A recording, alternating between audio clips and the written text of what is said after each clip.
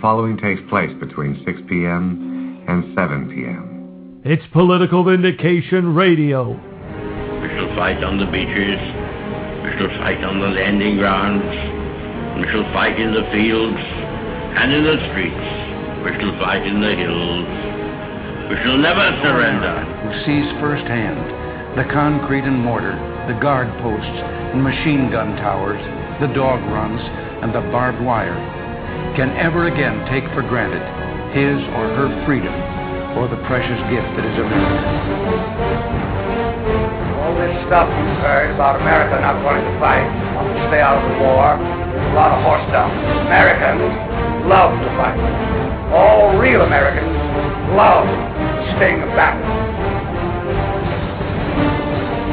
You want answers? I think I'm entitled. You want answers? I want the truth. You can't handle the truth. Welcome to Political Vindication Radio, where liberals come to get perfected. This is PoliticalVindication.com on the air, and my name is Frank, also known as Uncle Seth the Noble. And my name is Shane, also known as Ever Vigilant. Tonight, a Political Vindication Radio special guest extravaganza. In our first hour, nationally syndicated columnist and radio show talk host Armstrong Williams joins us to talk about the Democratic Party, the Republican Party, and where America is headed.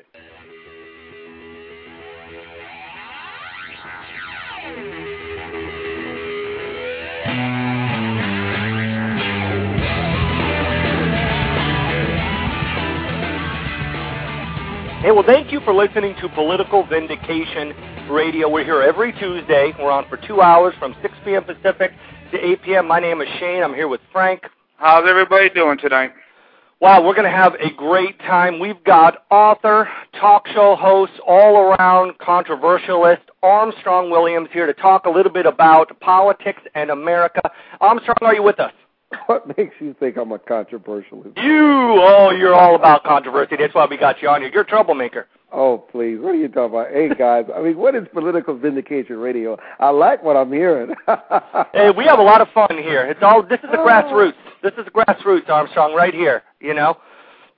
Hey, before we get started, Armstrong, I want to talk a little bit about your inspiration, where you get your passion from, and then we're going to get to some of the issues. But I want to know a little bit about Armstrong. Oh, I'm terrible at talking about myself. I really am.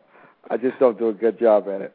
I mean, obviously, all you got to do is wake up every morning and see what's going on in this country, like the kinds of things you guys were just discussing just before the break, and you don't need to worry about where you get your passion from. You're fueled every day, and you're just blessed when you have a box whether it's radio or TV or a syndicated column where you can advocate and challenge a lot of the belief systems that's out there. And you're right about the Democrats. Oh, my God, just hearing you say that just got my blood to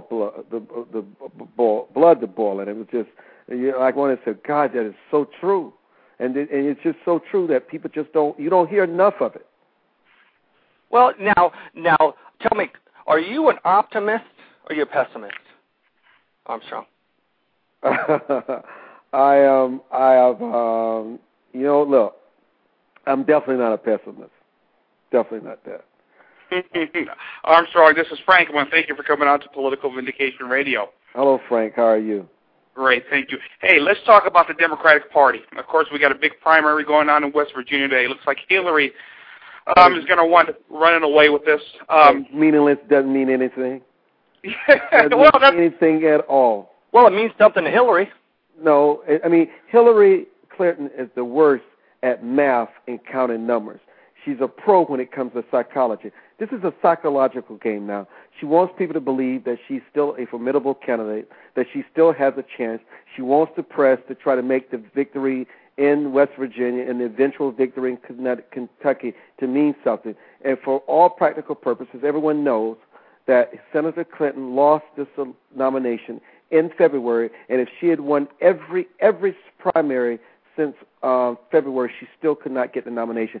She's losing super delegates like flow and water. We also know for a fact that Senator Barack Obama has secured 50 more super delegates that over the next few weeks he's going to parade them out, and they're going to declare for Senator Barack Obama. And within the next 2 weeks or so, he will have enough of the delegates to put him at the 2,000-plus margin that he needs. Armstrong, but assuming the Democratic Party eventually decides to sit the Michigan and Florida delegations, you could have a situation, though, where Hillary wins a majority of the popular vote and she's not the nominee. No, will not happen, because it's the way they will sit Michigan and Florida when they convene at the end of the month. No matter how they cut up the pie, they will cut it up in a way where she still won't have enough votes. But our sources tell us, and we have very good sources in that Democratic Party, that it's just not going to happen. She can't win. If she had shown stronger results last week in North Carolina, they may have been, let's see. It's over. She knew what the deal was going into North Carolina. She assumed she would do better. She assumed she would do better in Indiana. And that is why more and more people like George McGovern, you will see Jimmy Carter, and others are speaking out for her to get out of the race. It's over. And it's great that we have McGovern and Carter coming out to support Obama. That's a great thing. I appreciate that. But she is myopic, Armstrong. This is a 20-year plan come to fruition. She's not going to let go. And Republicans, I rather enjoy this kind of a Harry-Carry going on over here. But ultimately, I know that Barack is not taking her serious anymore, Armstrong, because he started to move on to McCain. He's going national. You know, here's the thing. Senator Hillary Rodham Clinton see this as an entitlement. They've controlled the Democratic Party for the last 16 years. She has nothing graceful about her. She's arrogant. The one constituency where they could do no wrong, the American black vote, has abandoned her like a bad sore. In fact, they said the Republican Party did not do justice in telling them who Senator Hillary Rodham Clinton and her husband Bill were, and they had to see it for themselves. They could not believe that they would play the race card and the things that they would do to win this election, and how she stays in this election, making statements that Senator John McCain would be a better nominee, making statements about Senator Barack Obama electability. And the worst insult they felt was in Mississippi, where Senator Barack Obama was leading on all fronts, and former President Bill Clinton declared, well, we know you all love Barack Obama. We understand. So here's what we do. You make Senator Clinton victorious in Mississippi, and we'll make him her running mate. How insulting. Yeah. How pathetic and how disgusting. Yeah. I mean, they're tired. There's not even Clinton fatigue now. When people see them, they scream. I mean, I was in the South this weekend, and it's amazing how people have turned on the Clinton. And I'm telling you, she will never recover from this, ever. Yeah. Armstrong, but what about the theory that she stayed in this race simply to cause damage to Barack Obama president? I mean, if Barack Obama were to become president, you're talking about her chances of becoming president she's going to be too old in 8 years. But if John McCain wins, if you can sabotage Barack Obama and McCain wins, she can run again in 4 years. Oh, absolutely, and that is part of her strategy. She has a few strategies. She wanted to be Senate Majority Leader. She wanted to cut that deal. That does not seem to be working out for her. She wants to make sure that Senator Barack Obama does not win. She would prefer Senator John McCain, hoping that he'll be a one-term president, which means she will not be too old to run against us again in 2012. But just think about this, guys. Just think about this. And this is the racism that you guys just didn't pull with this either. And here it is. Senator Hillary Rodham Clinton a year ago was invincible. No one could penetrate her. All she had to do was just sign her name on the dotted line, pay the fee, and the nomination and the White House belonged to her. Everything she calculated, John Edwards, Bill Richardson, Al Gore, all the presidential wannabes, she felt that she could, through the polling, she could beat them. And here this young brother who happens to be black, her husband supposedly was the first American black president, and she was the first supposedly American black first lady. And this young upstart out of Illinois, some little hick place like Illinois, he coming up like a Derby horse. Starts out in he's the last horse out of the gate. No one pays him any attention. Of all the other horses that they felt could defeat her, this young stud comes up and takes it from her. She's angry. She's bitter. Her attitude is blacks need not apply. Yeah, we want to play affirmative action. We would love to give this to you. We believe in affirmative action, but it's got to be white women first. You need to wait your turn. You're not qualified. You don't have the credentials. You haven't paid your dues. They are so offended of the idea that her legacy is that this brother is going to defeat her for the nomination. It's sickening to them, and that is why they're showing the viciousness and the little respect that they're showing for Senator Barack Obama right now. You know, they can't handle it. It's interesting, Armstrong, because when, at the beginning of this race, the question by the media was, is Obama going to get the black vote? Yes. And remember we all talked about that. And that's right. And listen, and blacks were not supporting him. They were supporting her. That's right. And so then he starts gathering it, and African Americans, at least those that are Democrats, vote in a block. It seems so. When you get 92% of the African American vote, they are proud of Obama. Yes. This really means something. When you hear John McWhorter, who claims he's not a conservative, though he writes for conservative organization, says that he is supporting Barack Obama because of the effect it's going to have on the inner city and on inner city men. They're going to see a black man successful in America and in the government, becoming a leader of our country, and he feels that's going to have deep influence on African Americans nationwide. What do you think about that? Wait. Do you really believe that? I don't, but I want to know what your thoughts are on that, because I thought that was very interesting to come from him. That is sheer fantasy. Listen, they have role models, they have Oprah, they have people who come into their communities. Do you think absolutely electing somebody as president of the United States is going to change these behavioral conditions where these kids are programmed, no fathers in the household, they know no other way, they want a sense of belonging, that's why they join gangs, that's why they join things that are very detrimental to them, because they're just searching for love of someone to make them feel like they're worth something. Do you actually believe that somebody coming in the White House is going to change this behavior? It is foolish to think that one person is going to come in, that's something that no one has ever been able to do to figure this out for the last 15 years. I mean, that's fantasy. I mean, there's no credibility to that argument. Are you kidding me? No way. Yeah. Armstrong, let's move ahead, okay? So let's just say Barack Obama's the candidate. Like you're saying, he's got it one wrapped up. What are we going to expect here over the next 5 months? Is Barack Obama a legitimate candidate, or has the Jeremiah Wright thing kind of damaged him in the eyes of America? I mean, we had that Messiah thing going on there in the first quarter of the year, but that seems to have been kind of diminished a little bit. Where's this Barack Obama campaign going, and how strong of a candidate, and how does he match up against John McCain, you think? Let me tell you what, did you guys see the movie The Graduate? Yeah. And remember when he said one word, it was plastic?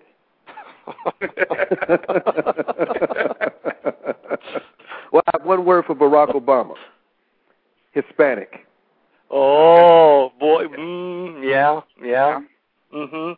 That is something no one talks about. Yeah. And Senator John McCain. And let me just tell you something else, too. And remember this. In all the national polls, remember this, the Republican Party has been decimated. No one would have ever thought that Senator John McCain would have had a chance, or any other Republican, defeating a Democrat in November. But guess what? In the national polls, they're saying 82% of the people are dissatisfied. Remember this, we've got an unpopular war, we have an unpopular president, we have gas prices out of the wazoo, food prices off the roof, you've got a mortgage crisis.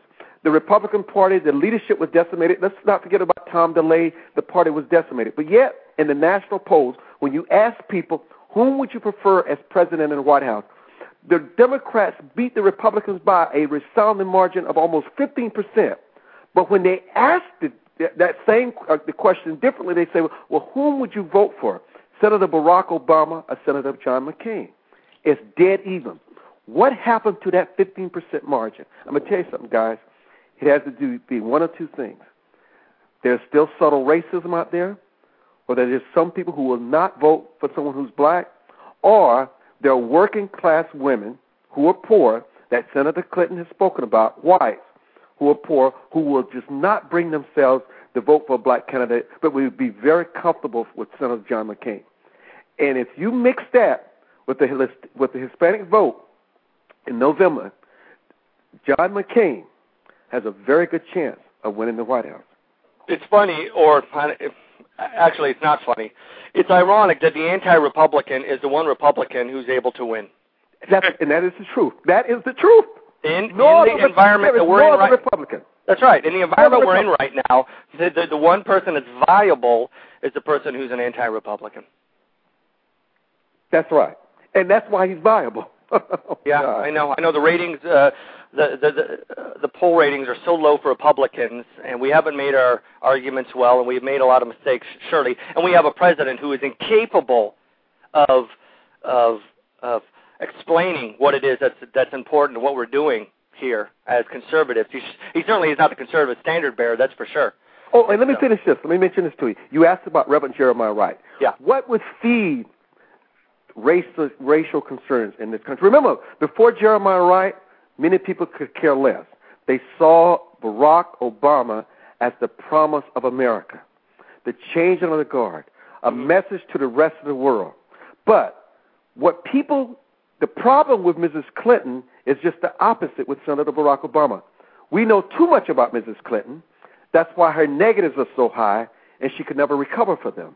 When you know very little about a candidate, when someone like a Jeremiah Wright emerges, it's not so much Jeremiah Wright that frightens people. This is what people don't talk about. It's the reaction of the so-called black intellectuals like Cornel West and people in his congregation who cheer him on as if he's some rock star when he makes these outlandish statements about AIDS in America, about 9/11 in America, about Israel being a terrorist state. And these people are cheering him on, and they ask themselves, what does he bring with him to the White House? Do I have reason to be concerned? I mean, what are we getting? And because they know so very little about him, they have to take those instances of the Jeremiah Wright and these people who support him and try to glean something about Senator Barack Obama. And what they glean is that the issue of race, that these people are still blaming white people for their ills. And is this what he's bringing with him to the White House? Who will be his cabinet secretary? Who will have his ear? Yes. Who will be his minister? These things come into play. Yeah. Well, his message is the problem with black Americans are white Americans. That's exactly right. Right. And they know they're white Americans. So you know what they do? They'll say privately, why am I going to vote for somebody who's against me? Yeah. No, it's true. Hey, we've got a caller. We've got Matt Sanchez, blogger and BTR host, calling in for a question with you. Hey, thanks, Matt, for calling in. Hey, no problem. It's glad to be here. Excellent, my friend. What's on your mind? Well, there's a couple things on my mind. I'm just listening to your caller, and he makes some excellent points about Armstrong Williams. Yeah. Mr. Williams out there. I just got back from doing a show in France, and Obama is still seen as that candidate for the rest of the world. I was talking to journalists, international journalists, and they overwhelmingly went for Barack Obama because they see him as the least American of all candidates. Yeah. And you have to remember, these are people, and it was across not just Europeans, it was journalists from Turkey, from China, from Israel. They all saw Barack Obama as someone who was possibly the weakest. I guess that was the subtext, that he was the weakest of all candidates. He was an America that was neutered, that was more obedient, more humble, a humbler, kinder America. Yes. So that's the point I wanted to make. There's another issue, though, with Barack Obama, and I agree with Williams on the Hispanic vote. It will be difficult for Barack Obama to seduce the Hispanic electorate. Why is that, Matt? Matt, why is that? You know, if you look at a lot of neighborhoods, there was just a huge fight in Los Angeles, and unfortunately it was between black and Hispanic students. It was 600 students at a high school. This whole community has been torn asunder by this. There is among minorities a distrust that you know, there are two groups that see the white man, for lack of a better term, as the middleman. And any power that goes to one group is to the detriment of the other. Or at least that's how it's viewed. And I've heard this report on NPR. A woman said that in those words. She just felt that they're getting too powerful, and electing someone like Barack Obama would put Hispanic issues, and I think for a lot of Hispanics looking at this, they would see it as one group gaining power at their expense. Armstrong, real quick, let me say, I live in Orange County. Mm-hmm. I lived in Los Angeles County for a very long time. The election of Villaraigosa was a turning point in Los Angeles, and there was a lot of friction in Los Angeles between these groups, kind of these grievance groups here, saying, Hispanics are taking over. And a lot of African Americans were very sensitive to that because they felt they were being left behind or forgotten. And I think that forms the foundation for a lot of the issues that are going on in Los Angeles between those two groups and the crime that's happening between them, because that is an unspoken story here in Los Angeles County, is the warfare between these two groups. Armstrong, your thoughts? Well, and the other issue that does not get enough attention, it is that some of the biggest advocates for tighter and stricter immigration laws in this country is from American blacks. It ought to be. It ought to be. They don't, and they understand that. They don't want them. They don't want the illegals here. They feel that it's impacting the economy, impacting the education system, and they too feel that they're willing to vote not in a block. They're willing to split the vote among a Democratic and Republican candidate, which has given them power. And so they believe that the power base has been diluted as a result of the emerging Latino in America. Yep. Well, Armstrong, you're absolutely correct. I mean, let's not beat around the bush here. You've got a population that's increasing. You have a population that's voting more and more, and it is to the detriment. It is at the expense of the black vote or the black power base. And you best understand this, and the call is right. If a Barack Obama is elected president, it will set Latinos, they feel, back 20 years. Mm-hmm. In elected offices and money and grants and stature and issues. It was just, and you know what? They understand it is the interesting thing. And so they see an election of Senator Barack Obama is definitely not in their interest, and that is why they warm so well with Senator Hillary Rodham Clinton. And they don't Latinos necessarily identify with the victimization and a lot of the other issues that American blacks supposedly have in this country. They don't want to be lumped with that. They just don't want to. They want their own separate identity.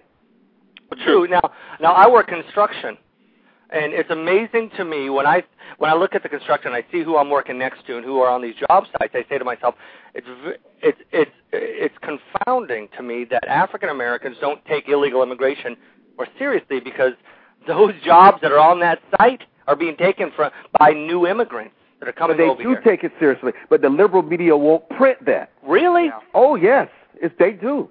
You would be surprised. In fact, if you watch Lou Dobbs, and who rails against these illegal immigrants, 40% of his mail comes from American blacks in this country.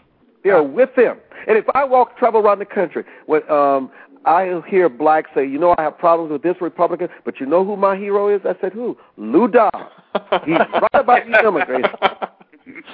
Well, Armstrong, just so... Hey, wait. Frank, thank you, Matt Sanders, for calling, and we appreciate it. And we love your show. When's your show on, Matt? My show's on at 8 o'clock every night. I'm trying to do it from Monday to Friday. Thanks a lot. Awesome. Thank you, Matt.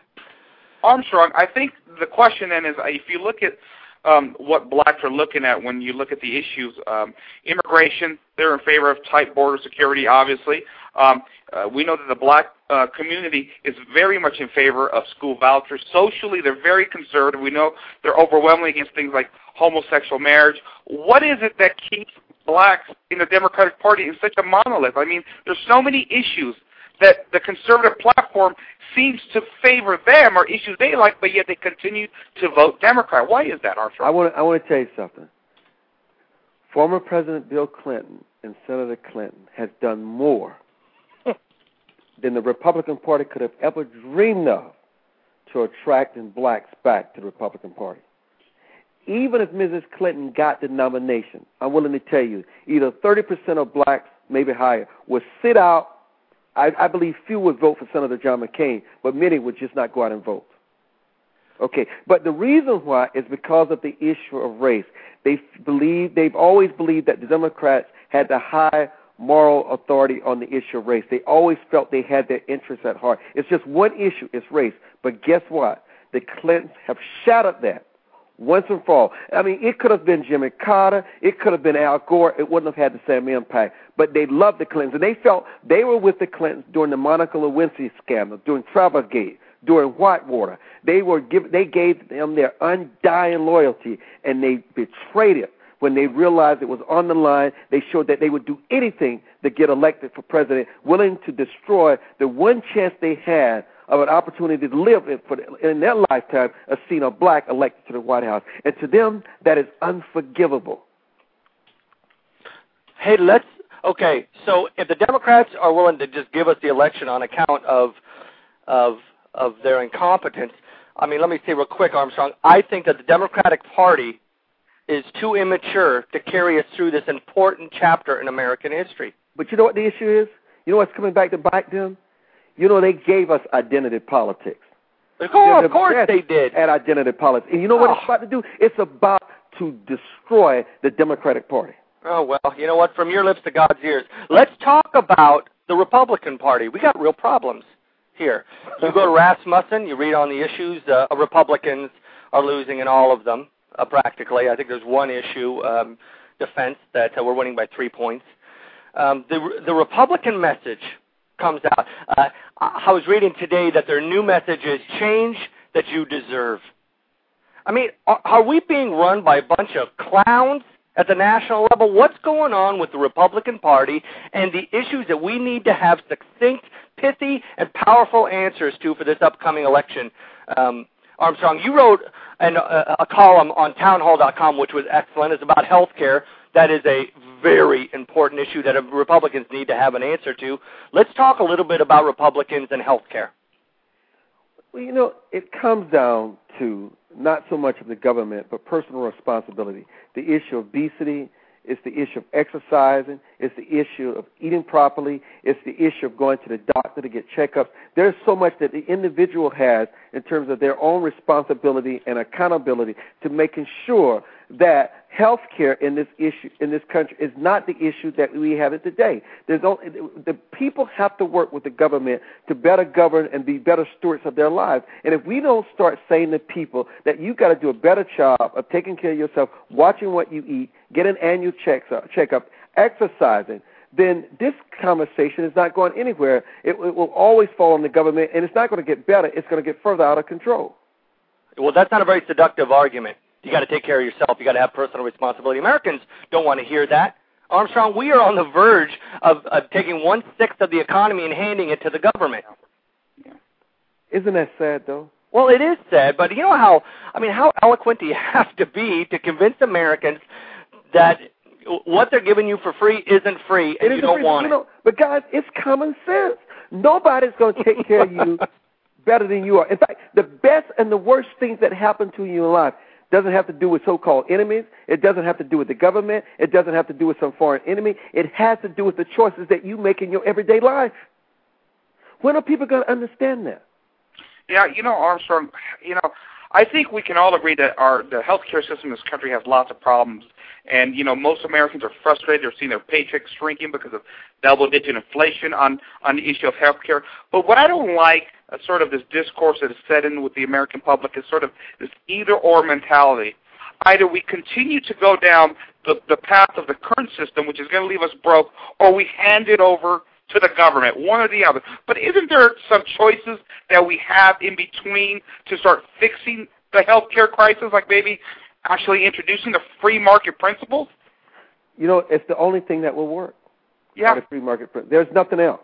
There's nothing that's left. Because, listen, they've tried everything, and what has happened? It has failed consistently. My problem with Senator Barack Obama and Senator Clinton to a great extent, too, is that Senator Barack Obama and Mrs. Clinton, to a certain extent, especially Senator Barack Obama, is sort of in the model of the Europeans. You know, they believe the United Nations serves a great purpose in the world. They believe that we can sit down and negotiate and talk about anything. They don't understand that people actually hate us and our way of life, and they would try to destroy us without thinking about it. They don't understand the great dangers that we're in, and they don't understand how the European mentality is just basically destroying Europe. And they're willing to go back and use the same old tired programs that have been tried and have failed, but just give them new names and new titles. And that's what makes them very dangerous and very scary when you think about them leading in this country for possibly 4 of the next 8 years. Well, great. Iraq. The issue of Iraq was once seen as something that was going to drag the Republicans down. It has since kind of dropped from the headlines, but it still doesn't poll very well, regardless of how well we're doing in Iraq.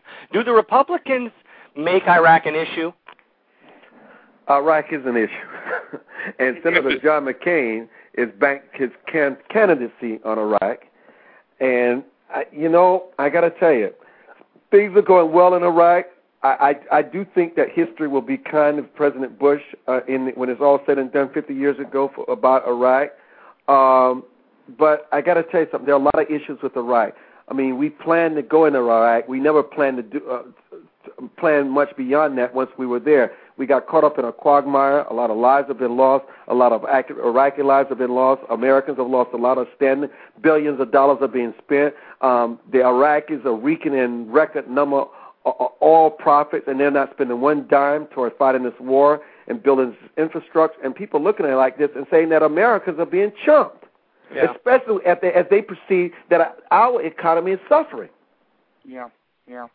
They just feel that we're just being taken advantage of, and they're embarrassed. They're just humiliated by it. Well, as if the two things are connected, the money we're spending in Iraq and the economy, as if the government spending money on the economy is going to make the economy better. And you know what? One has nothing to do with the other. It doesn't. It doesn't. And I do a lot of reading, as I'm sure you do, Armstrong. But I'm reading Douglas Feist's new book right now, War and Decision. I've read a bunch of books on Iraq. Okay, it's a fascinating foreign policy. Is fascinating for me. But when I look at the complexity of that issue and what's going on in Iraq, and find out the decisions that were made, I don't fault the administration. War is difficult and it's complex. What I fault is the administration's inability to explain what we're doing there and to inspire the population to back us. They knew it was going to be difficult from the beginning, but this administration has backed away from the PR that it needed to do on a range of issues, Armstrong. But you know what? I don't know if they can explain it. I don't know if they can. I don't know if they understand truly what's going on there, because I think it changes so much. I mean, remember when Senator John McCain was there and he could not distinguish the factions, and they kept whispering, Senator Lindsey Graham kept whispering in his ear until he finally got it right. I don't know if they understand it. It's scary.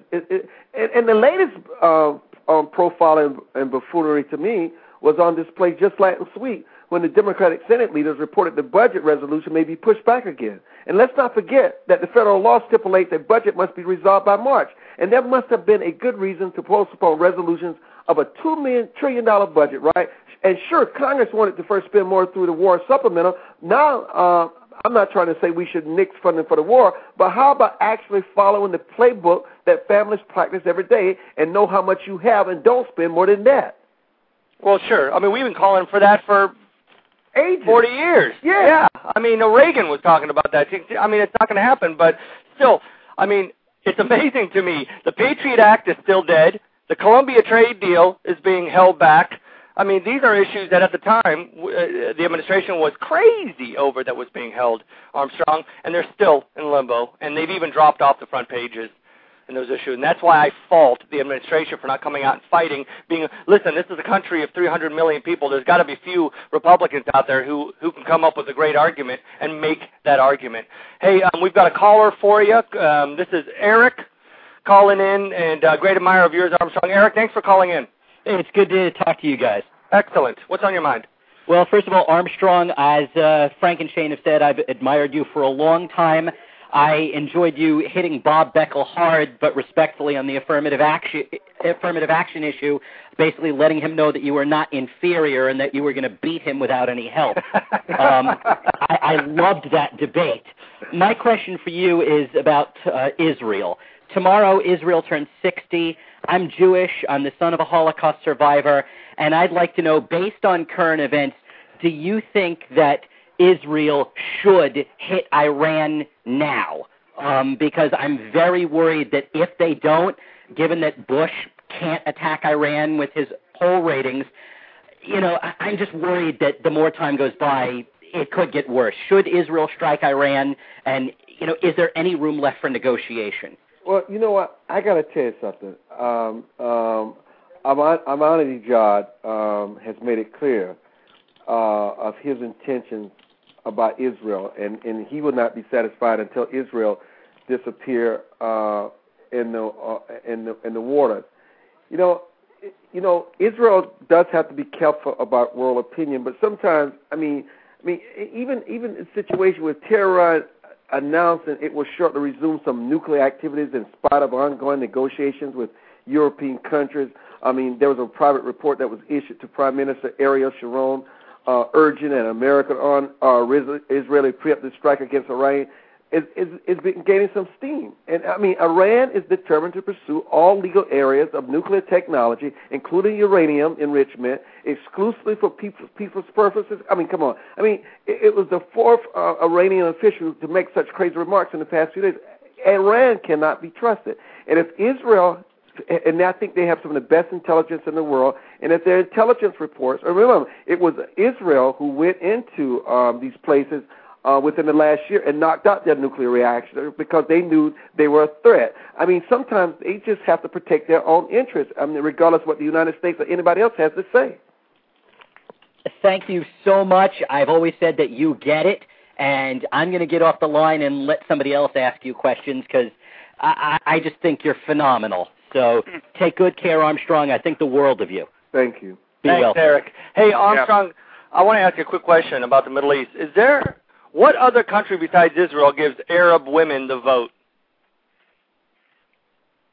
Nowhere. No. And you know, I have been to Israel on 6 different occasions, spending them 2 weeks, 3 weeks to a month each time that I go. So, you know, I spend a lot of time in the Middle East. Hey, Armstrong, you know, gas prices have been a big issue with Americans. It hits everyday Americans hard in the pocket. You know what? And President Bush today flies off to Saudi Arabia to beg for more production in oil. You think that's a long-term solution? Well, you know what? There's not really that much they can do about the gas prices. I mean, did you see that charade Senator Clinton was doing last week about this gas repeal for the summer? I mean, it's just, look, there's not much they can do. This is a private marketplace. I mean, until we start getting beyond these environmental Greenpeace who don't want us to excavate on our own soil, something that we should have started doing long ago. You've got a minority of people controlling this, what has impacted the majority of the people in this country. Somebody's going to have to make some tough decisions and realize that America has to cast down her buckets where we are, and that is in our own backyard. So Republican Party on these issues is going to come out and start making their arguments now, Armstrong. They're going to start talking about taxes. They're going to talk about the economy. They're going to talk about Iraq. They're going to talk about education. They're going to talk about health care. We can only hope that they come up with some strong arguments to that, because we know that the Democrat Party, and this is kind of stepping back a moment here, but I think that this upcoming race, Obama versus McCain, which is what I think it's going to be, is going to be dragged down into a muddy and dirty fight. Any challenge of Obama is going to be considered racist. We're going to get dragged down into that a lot. The issues are going to end up taking, I think, second fiddle to that. Do you think that's the case as well? Do you think that race relations in America are going to be better off after Obama runs for president? Because I don't think so. I actually think race relations are the best they have ever been in this country. I think the best part of Senator Barack Obama running for president, people should always remember that Senator Barack Obama momentum started in Iowa, where people were shocked. Mrs. Clinton recovered by appealing to women, and she went into that drama act of crying, and it worked, only for a minute, though. It was a Pyrrhic victory. But still, America has shown her best in this election cycle. Because don't you ever think that Senator Barack Obama is winning these primaries and these caucuses because 92% of American blacks are voting for him.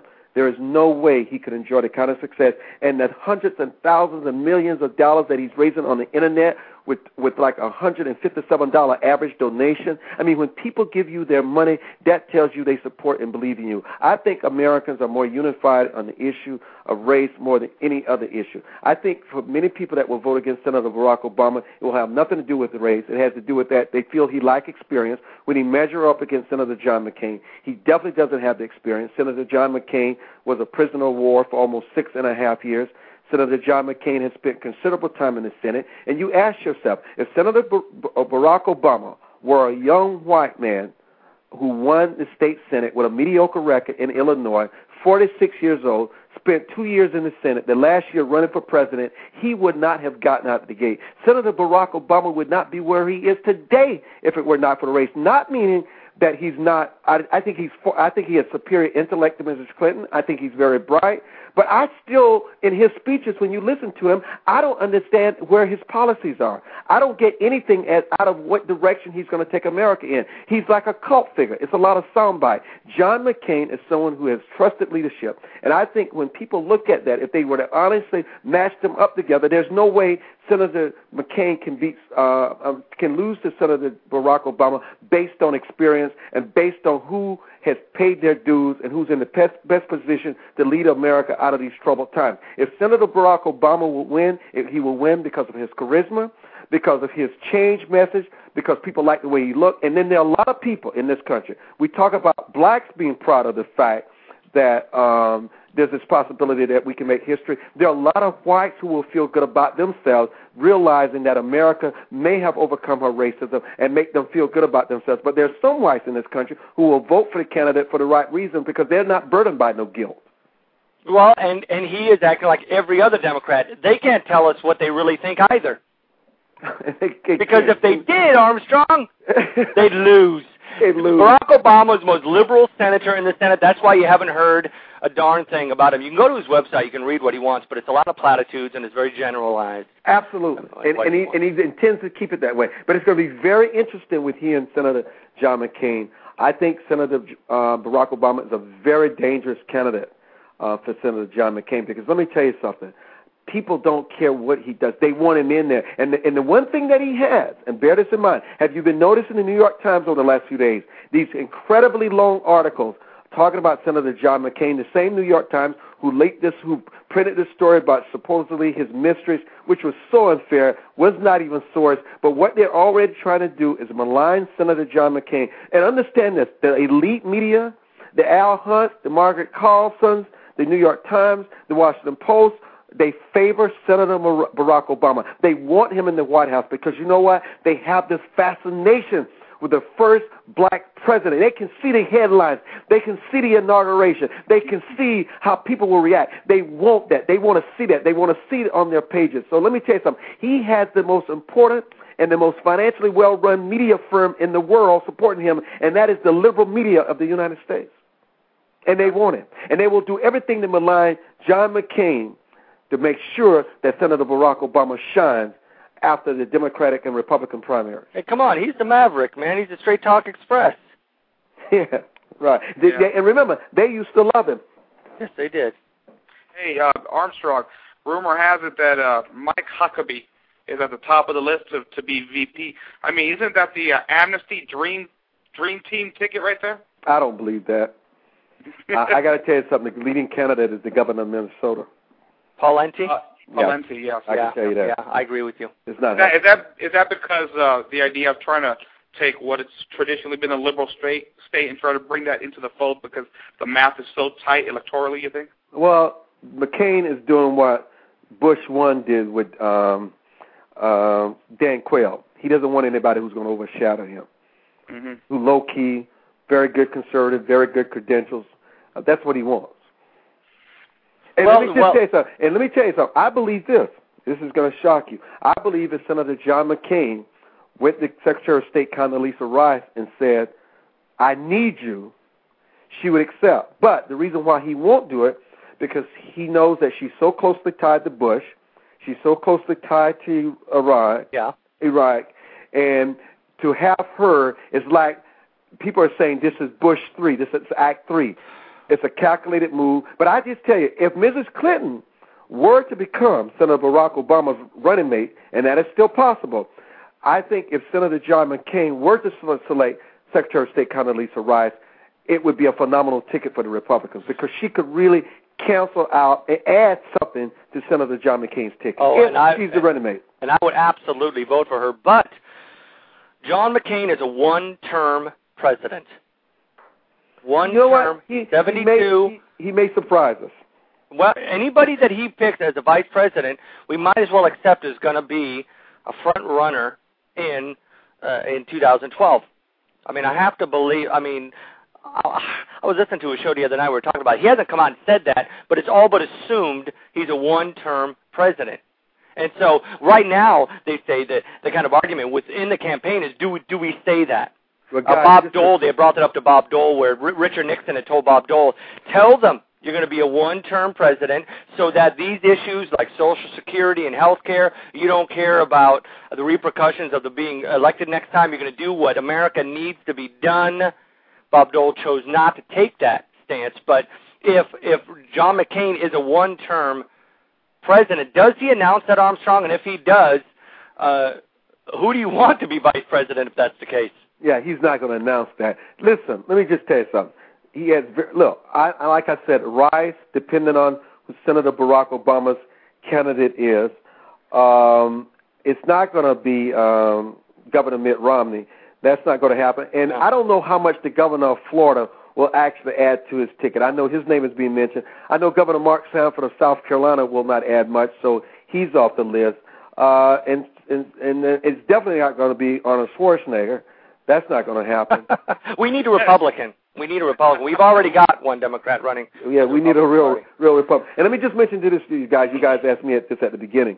My syndicated show is on XM Satellite Radio. Yes. Monday through Friday, 9 to 10 p.m. Eastern Standard Time. But, because I had to do this tonight, we got a tape running. Okay. You're awesome. You know that? I love it. Hey, Armstrong, tell us here, we got a minute to go. Tell us where we can get to your writing, where we can get to your show. Give us some links. Always on Newsmax, the column, and also on our website, ArmstrongWilliams.com. Okay. There's an update about where we are at the column. In fact, tomorrow I'm on Fox at 5:40 p.m. Eastern Standard Time, and Retirement Living TV at noon Eastern Standard Time. But you can always go to my website. It always gives you an update of where the column is, where our appearances are. But, man, this has been so much fun staying up late with you guys to do this. I mean, you guys are real Americans. Not that others are not, but you guys are tried and tested. Oh, man, we so appreciate you taking out the time to come on and talk to us. It is huge. When we got the email back, man, I'm going to tell you, you made my week. I mean, it is. You are somebody I read your first two books. You're somebody I've been following for a long time. To hear you now, hear your voice on our show today, let me tell you, it's the highlight of the year. I really appreciate it. Oh, you're too kind. And you can have me back. Oh, I can't wait. I can't wait. Strangers now. I enjoy this, especially your listeners. You guys got a lot of fire, but you're saying the things that really matter in this country because we're facing some very serious challenges, and we know it. Absolutely. Well, and that's why it takes some serious thought. That's why we have you on. Thank you, Armstrong, for coming on and joining us. No problem. Political Vindication. To vindicate the convictions that ensure liberty, respect life, and honor tradition. But not all convictions are equal.